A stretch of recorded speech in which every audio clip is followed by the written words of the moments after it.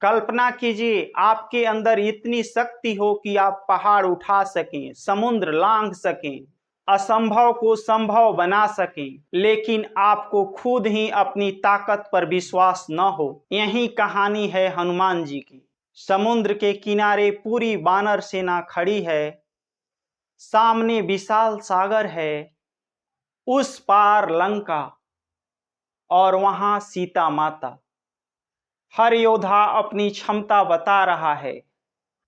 मैं 10 योजन जा सकता हूं, मैं 20 योजन का छलांग लगा सकता हूं, मैं 50 योजन तक पहुंच सकता हूं, लेकिन लंका तक पहुंचने का साहस किसी में नहीं है।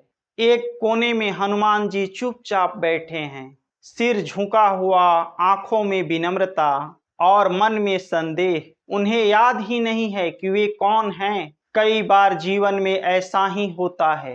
डिग्रियां हमारे पास होती है, प्रतिभा हमारे अंदर होती है, अवसर सामने होता है, लेकिन आत्मविश्वास कहीं खो जाता है। तभी आगे आए जामवंत जी। उन्होंने हनुमान जी को डांटा नहीं, उनका मजाक नहीं उड़ाया, उन्होंने सिर्फ उन्हें उनकी पहचान याद दिलाई।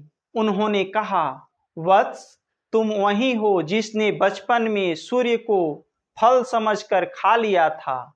तुम वही हो जिसके अंदर असीम शक्ति है। तुम असफल नहीं हो, तुम अपनी शक्ति भूल गए हो। ये शब्द तीर की तरह हनुमान जी के हृदय में उतर गए। धीरे धीरे उनका सिर उठा, आंखों में चमक लौट आई, शरीर में ऊर्जा दौड़ने लगी और पहली बार उन्हें एहसास हुआ कि सचमुच वे असाधारण हैं। अगले ही क्षण उन्होंने प्रभु श्री राम का स्मरण किया, एक गहरी सांस ली, धरती पर पैर जमाए और ऐसी छलांग लगाई कि पूरा इतिहास बदल गया।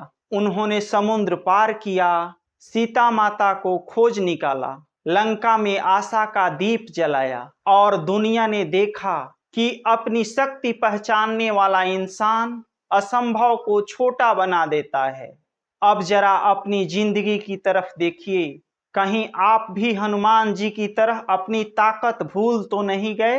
क्या किसी की आलोचना ने आपको छोटा बना दिया?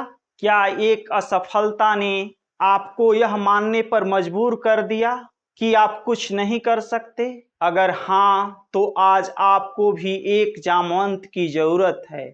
और अगर आपके पास कोई जामवंत नहीं है, तो इस कहानी को ही अपना जामवंत बना लीजिए। हर सुबह आईने में देखकर खुद से कहिए, मैं अपनी पुरानी हार नहीं हूँ, मैं अपनी नई शुरुआत हूँ। याद रखिए, सफल लोग जन्म से महान नहीं होते, वे बस एक दिन अपनी असली क्षमता पहचान लेते हैं। आज निर्णय लीजिए, डर नहीं विश्वास चुनेंगे, बहाने नहीं प्रयास चुनेंगे, हार नहीं सीख चुनेंगे।